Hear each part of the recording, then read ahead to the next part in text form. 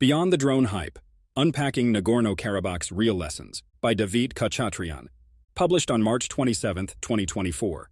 The Second Nagorno-Karabakh War of 2020 served as a stark reminder of the transformative role unmanned aerial vehicles, UAVs or drones, are playing on the modern battlefield. Azerbaijan's military success during the 44-day conflict underscored the pivotal role of drones, arguably emerging as the linchpin of its strategic advantage over Armenia. For some observers, drones represented the primary, if not sole, game-changer for Azerbaijan, signaling that drones are shaping the future of warfare. However, this article challenges the overemphasis surrounding drones, advocating for a sober and critical analysis. It asserts the importance of striking a balanced assessment of UAV's true impact, avoiding both overestimation and underestimation. While acknowledging the undeniable efficacy of UAVs, the focus should be on understanding the wider implications of this experience. Analysts have identified crucial takeaways, particularly pertinent for Western states. First, air superiority challenged.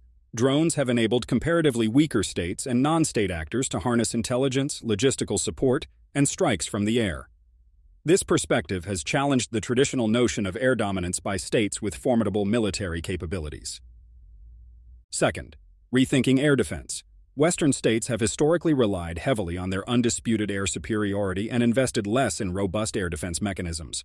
However, with the emergence of drones, major armed forces must now not only revalue the conventional air defense systems designed to counter aircraft and missiles, but also on innovative solutions combating drones which are much smaller than conventional aircraft and can fly at low altitudes with minimal detection.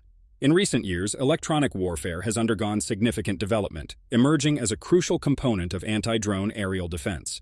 Electronic warfare encompasses the strategic utilization of the electromagnetic spectrum, such as radio, infrared, and radar signals. Electronic warfare capabilities enable the disruption, denial, and degradation of adversaries' ability to leverage these signals. The key takeaways for Armenia, however, necessitate a vigorous reassessment, followed by thoughtful adoption of policies in alignment with these insights. Let us first take a look at the drone operations in the skies over Nagorno-Karabakh. Both Armenia and Azerbaijan used drones during the conflict. Armenia primarily employed domestically developed systems, including the Krunk and X-55 light reconnaissance drones, as well as Huresh loitering munitions, unmanned aerial vehicles designed to loiter over a target area before engaging it. In contrast, Azerbaijan brought to the conflict an extensive arsenal of unmanned aerial systems, ranging from loitering munitions including the Harop, Orbiter 1K, Orbiter 3, and Skystriker, to reconnaissance UAVs such as the Hermes 450, Hermes 900, Heron, Aerostar, and Searcher. Harops inflicted significant harm to the Armenian air defense systems and other mobile military targets. As an anti-radiation weapon, it autonomously targets radar emitters. It can also be manually targeted through an electro-optical sensor. However, the linchpin of Azerbaijan's aerial capabilities was the Bayraktar TB2, a formidable Turkish-manufactured tactical armed UAV system that carries precision laser-guided munitions.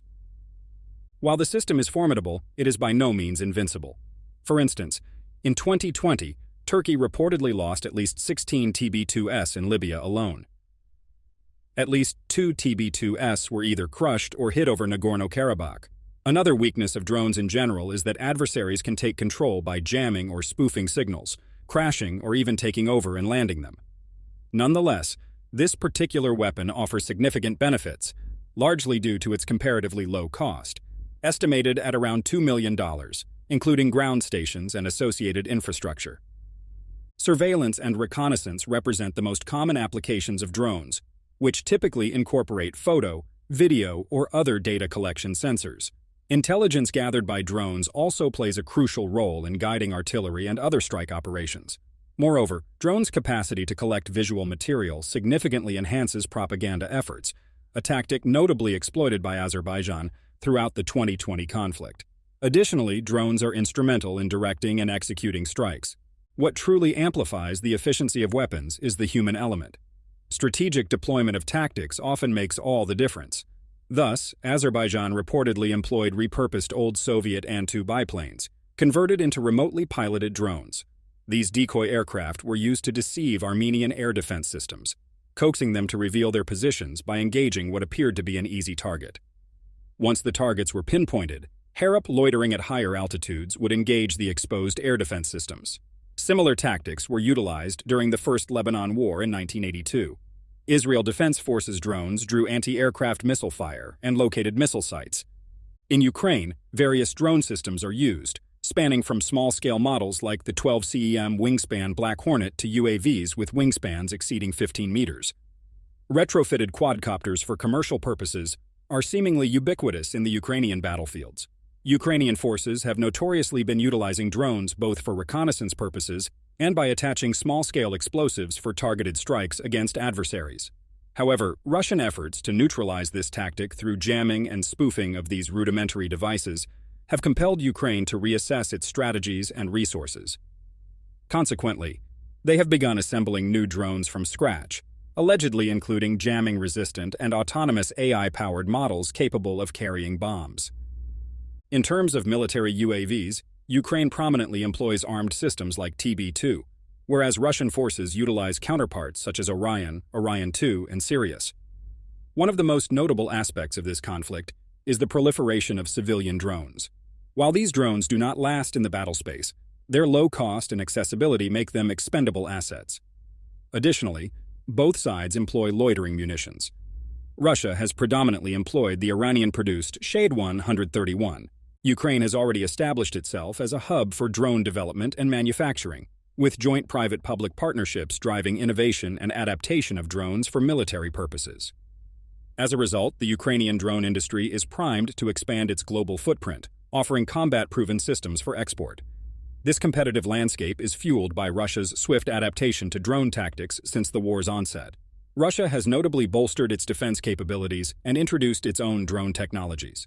Consequently, both sides are engaged in a relentless pursuit of ingenuity and engineering prowess, with Ukraine as the underdog nation, leveraging its limited resources and decentralized, startup-like engineering hubs, while Russia seeks to leverage its extensive state industry to counter its innovative adversary. Israel has long been a leader in military drone technology. By 1989, Israel had developed its first attack drone. Amidst the ongoing conflict with Hamas, Israel faces the challenge of adapting drone technologies to urban warfare. However, a detailed analysis of this adaptation is beyond the scope of this article. Therefore, we will briefly examine drone usage in this conflict relevant to our discussion. Israel employs a variety of drones, ranging from larger herons manufactured by Israel Aerospace Industries to the Elbit Hermes 450. Larger drones are utilized for airstrikes, which have become increasingly common, including in the West Bank and Gaza. Additionally, Israel deploys smaller drones capable of closer surveillance and the use of loitering munitions. Among these is the Skylark, a smaller and easily transportable drone intended for battalion-level operations. The intelligence gathered by Skylarks aids artillery in coordinating fire against targets. Hamas has also adapted commercial drones for attacks, exposing a significant vulnerability in Israel's air and ground defenses. While Israel has upgraded its Iron Dome system to detect larger UAVs, many Hamas drones still evade detection. To address this, the Israeli army is testing a laser-based system designed to intercept smaller drones and short-range rockets. Having analyzed the contemporary use of drones in various conflict zones, it becomes crucial to contextualize the role they played in Azerbaijan's success. It is important to note that Azerbaijan's victory was not solely attributed to unmanned air power. Undoubtedly, technological superiority played a significant role, but Azerbaijan also demonstrated tactical proficiency, which allowed them to outmaneuver their adversaries who, in comparison, lacked tactical acumen. In line with military doctrines prevalent in NATO, Azerbaijani troops, backed by active Turkish support, showcased adept combined operations. These operations involved infantry advancing following preparatory artillery fires, complemented by the effective deployment of armed UAVs. Azerbaijan's tactical success was further underscored by Armenian tactical failures. For example, available footage suggests that Armenian armor formations disregarded fundamental tactical operating procedures, contributing to their strategic setbacks. As one commentator observed, the Armenian challenge did not stem from the failure of their tanks, but rather from fielding incompetently trained and equipped military forces that left themselves vulnerable. The situation was further compounded by the lack of effective air defense coverage, exacerbated by Azerbaijani strikes targeting systems such as the S-300 and ZSU-23-4. This left Armenian ground targets vulnerable and exposed to Azerbaijan's advance. An important question arises: why didn't Armenia prepare properly? The 2020 conflict was not the first time Azerbaijan used UAVs. The four-day war in April 2016 served as both a testing ground and a basis for Azerbaijan's larger aerial warfare strategy in 2020. This should have alerted Armenia to address the devastatingly effective means and tactics of drone warfare. However, Armenia failed to adapt to these new challenges. Not only did Armenia neglect to obtain and develop its own UAVs, but it also failed to establish effective electronic warfare capabilities. Even after the brief border skirmish in July 2020, along the border between Armenia proper and Azerbaijan, the Armenian military command failed to acknowledge the increasing threat of UAVs. However, despite the perception that Azerbaijan's success was mainly attributed to drone warfare, the reality dispels this notion.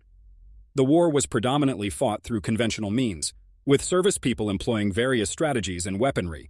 The significant casualties suffered by the Azeris, with thousands killed and wounded, underscore that this was not a conflict won predominantly through the effects of massive drone strikes.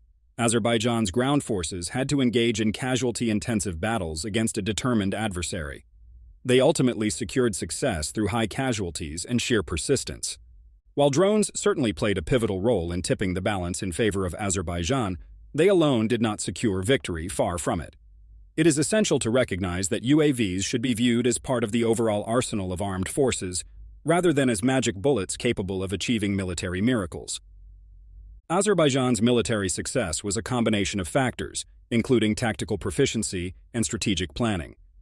Modern warfare is a multifaceted campaign, depending on doctrines that encompass comprehensive and holistic systems, integrating technology, strategy, tactics, and training.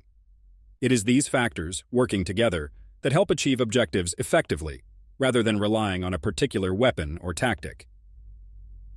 Following the four-day war in April 2016, Armenia failed to seize the opportunity to adapt its air defense systems with a focus on countering drones. It is fair to assert that aging Russian-produced systems may not have posed significant threats to modern UAVs. Only the Tor system posed a threat to Bayraktar TB2 and Israeli-made drones, but the system's quantity was limited compared to what was necessary to establish a robust defense with overlapping fields of fire to provide adequate cover.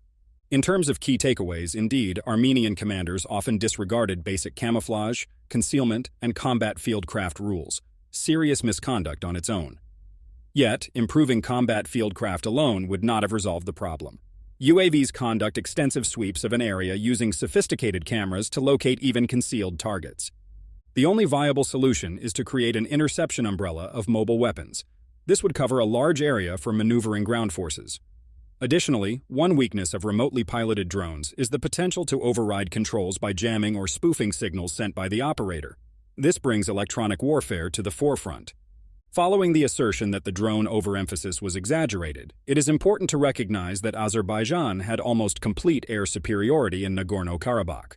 The capability of their drones to exploit a specific gap in Armenian air defense allowed them freedom in the air.